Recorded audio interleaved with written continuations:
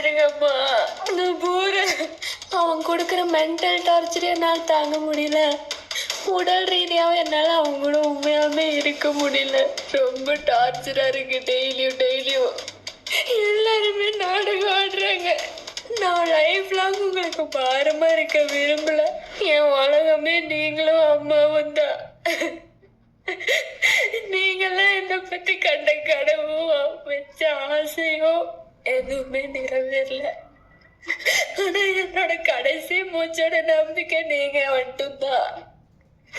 ஆனா உங்களை ரொம்ப நான் நோகடிச்சிட்டேன். ரொம்ப என்னால நீங்க காயப்பட்டீங்கன்னு புரிஞ்சிருச்சு. அவங்களால வாய்விட்டு சொல்லவும் முடியல. அதே சமயம் என்ன இப்படி பார்க்கவும் முடியல. என்னால நீங்க படுற வேதனை எனக்கு புரியுது. என்ன மன்னிச்சிருங்கம்மா. அவ்வளவுதான், முடிஞ்சு போச்சு எல்லாமே. நான் போறேன். அவங்க அப்பா அம்மா கவின் இவங்க எல்லாருமே பிளான் போட்டுதான் என்ன கல்யாணம் பண்ணிருக்காங்க. அவன் கொடுக்குற மென்டல் டார்ச்சர் என்னால் தாங்க முடியல. உடல் ரீதியாகவும் என்னால் அவங்க கூட உண்மையாலுமே இருக்க முடியல. ரொம்ப டார்ச்சரா இருக்கு. டெய்லியும் அதை யார்கிட்ட எப்படி சொல்லி புரிய வைக்கிறதுன்னு தெரியல. கேட்குற எல்லாருமே சகிச்சு போ, வாழ்க்கை இப்படிதான் இருக்கும், இன்னும் பார்க்க வேண்டியது நிறைய இருக்குன்னு தான் சொல்றாங்களே தவிர நான் எவ்வளவு பாதிக்கப்பட்டிருக்கேன்னு யாருமே புரிஞ்சுக்க மாட்டேங்கிறாங்க. நீங்க கூட நான் பொய் சொல்றேன்னு நினைக்கல. சத்தியமா நான் எந்த விதத்துலயும் உங்ககிட்ட பொய் சொல்லப்போ நடந்தது மட்டும்தான் சொன்னேன். எல்லாருமே நாடகம் ஆடுறாங்க. எனக்கு ஏன் அமைதியா இருக்கேன், ஏன் இப்படி ஆயிட்டேன்னு எனக்கு தெரியல. உங்களால என்னை ஏத்துக்கவும் முடியல, ஏத்துக்க விடவும் முடியல உங்களை. ஆனா நான் லைஃப் லாங் உங்களுக்கு பாரமா இருக்க விரும்பல. இந்த தடவை என் மேல எந்த தப்பும் இல்லப்போ. எனக்கு சத்தியமா இந்த வாழ்க்கை பிடிக்கல. மென்டலி என்ன அசால்ட் பண்றாங்க, பிசிக்கலா ஈவன் டார்ச்சர் பண்றா. என்னால இதுக்கு மேல இந்த வாழ்க்கையை கண்டினியூ பண்ண முடியும்னு தோணல. அந்த வீட்டுல போய் என்னோட திங்ஸ் எடுக்க வேண்டியது என்னோட சிவப்பு கலர் ஹேண்ட்பேக் கட்டளை கீழே வச்சிருக்கிறேன். அந்த பேக்ல ஒரு சாவி இருக்குது. அந்த சாவி எடுத்துட்டு கவின் வீட்டுக்கு போனீங்கன்னா எங்களோட ட்ரெஸ்ஸிங் ரூம்ல பாத்ரூம் போற வழியில டோரு திறந்தோன்னையும் லெஃப்ட் சைட்ல கீழால இருக்கிற ஃபர்ஸ்ட் ட்ரா அது ஒன்று மட்டும்தான் லாக் பண்ணி வச்சிருக்கேன். அதுலதான் என்னோட ஜுவல்ஸ் எல்லாம் இருக்கு. அதுல மாமாவும் பாப்பத்தியுமாவும் வச்சு தந்த ஜுவல்லு, அவங்க வச்சு அந்த கவின் வீட்டுல வச்சு கொடுத்த ஜுவல்லு, மயில் பெண்டன்ட் போட்ட ஜுவல்லு, ஒத்த விலையில மயில் கம்மலு, இதெல்லாம் அதுக்குள்ள இருக்கு. அதுக்கு பக்கத்துல இருக்க ரைட் சைட்ல ஃபர்ஸ்ட் ட்ரால ஒரு சின்னோண்டு பாக்ஸ்ல என்னோட கொலுசு, நீங்க முதல்ல எனக்கு எடுத்த அந்த செயினை, பூ போட்ட மோதிரம் எல்லாம் அதுக்குள்ள இருக்கு. அதுக்கப்புறம் இன்னொரு ட்ரெஸ்ஸிங் ரூம்குள்ள போனா பச்சை கலர் ட்ராலி நீங்க வாங்கி கொடுத்தது, அதுக்குள்ள நீங்க கொடுத்து 2 லட்சம் ரூபாய் பணம் வச்சிருக்கேன். அது அந்த பொட்டியோட சாவிய பாத்ரூம்குள்ள போறப்போ லெஃப்ட் சைட் ஃபர்ஸ்ட் ட்ரா கீழே ஒரு ஹேண்ட்பேக் வச்சிருக்கேன், ஜுவல் வச்ச ட்ராக்குள்ளேயே. அந்த ஹேண்ட்பேக்ல 2 பழைய ஃபோன் இருக்கும். அந்த பழைய ஃபோன் கூட ஒரு சாவி இருக்கும். அந்த சாவி வச்சுதான் திறக்கணும் அந்த பொட்டிய. வேற எதுவும் என்னோட அங்க இருக்கா எனக்கு தெரியல. ஆனா இதெல்லாம் அங்க இருக்கு.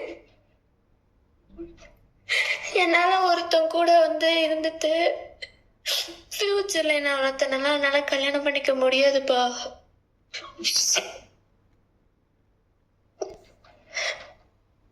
நீங்க எந்த தப்பும் பண்ணிடல. என்னை பெத்து நல்லபடியா வளர்த்து ஒரு ஆளாக்கணும்னு நினைச்சீங்க. ஆனா அது தப்பா போயிருச்சு. நான் உண்மையாதான் இருந்தேன். நல்ல வாழ்க்கை அமையும் நினைச்சேன். என் தலையெழுத்து இப்படிதான் அமையணும்னு இருக்கு. சரி, என் தலையெழுத்து என்னவோ அதானே நடக்கும். முடிஞ்சு போச்சு என் லைஃப். இத கண்டினியூ பண்றக்கோ இல்ல இத இப்ப முடிச்சாலும் இன்னொரு லைஃப் நாளைக்கு தேடுறக்கோ என் உடம்புலயும் தெம்பில்ல, என் மனசுலயும் தெம்பில்ல. எனக்கு வாழ்றக்கே பயமா இருக்கு.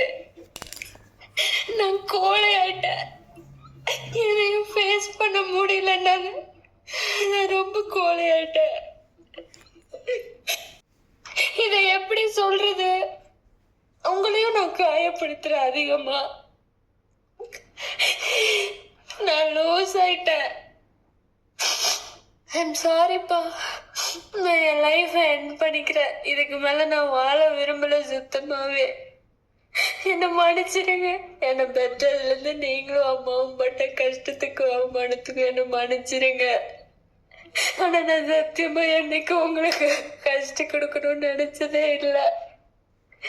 என் நேரம் ஏதோ ஒன்று ஆயிருது. இப்போ என்னை மன்னிச்சிடுங்கப்பா.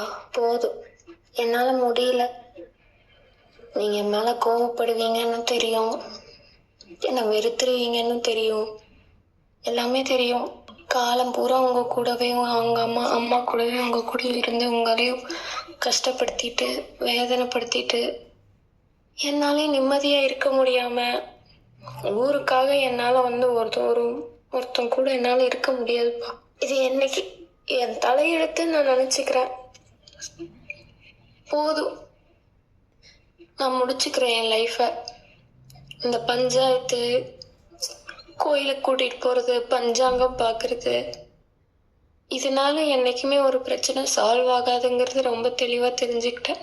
சாரிப்பா. எனக்கு உண்மையாலுமே வாழ பிடிக்கல. எனக்கு எந்தவித ஹோப்புமே இல்லை.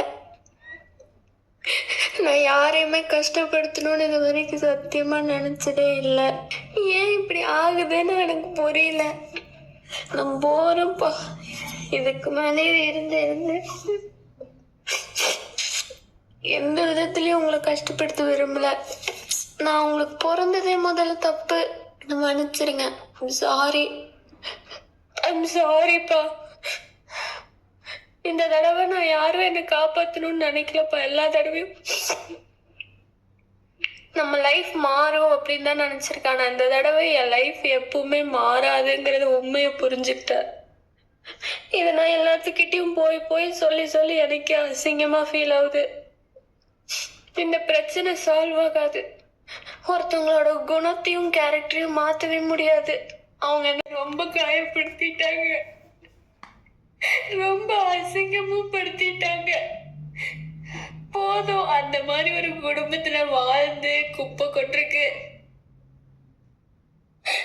முடிச்சுக்கலாம். ஏன் நீ உன் வாழ்க்கை நீ ஏன் முடிச்சுக்கிற?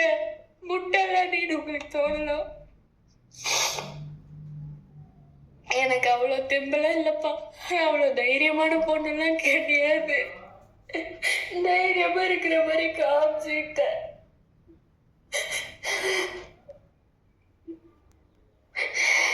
இந்த வாழ்க்கை வேண்டாம், முடிச்சிருக்கலாமே, பொறுமையா இருந்திருக்கலாமே நீங்க யோசிச்சிருந்தா. இந்த வாழ்க்கையை முடிச்சாலும் இன்னொரு வாழ்க்கையை தேர்ந்தெடுத்துக்கிறப்போ இன்னொரு வாழ்க்கையை ஏத்துக்கிறதுக்கான மன வலிமை என்கிட்ட இல்லப்பா. அது அசிங்கம். அது வேற மாதிரி வாழ்க்கையோ போயிடும். இவன் கூடயும் என்னால வாழ முடியல. இவனும் இவன் ஃபேமிலியும் ரொம்ப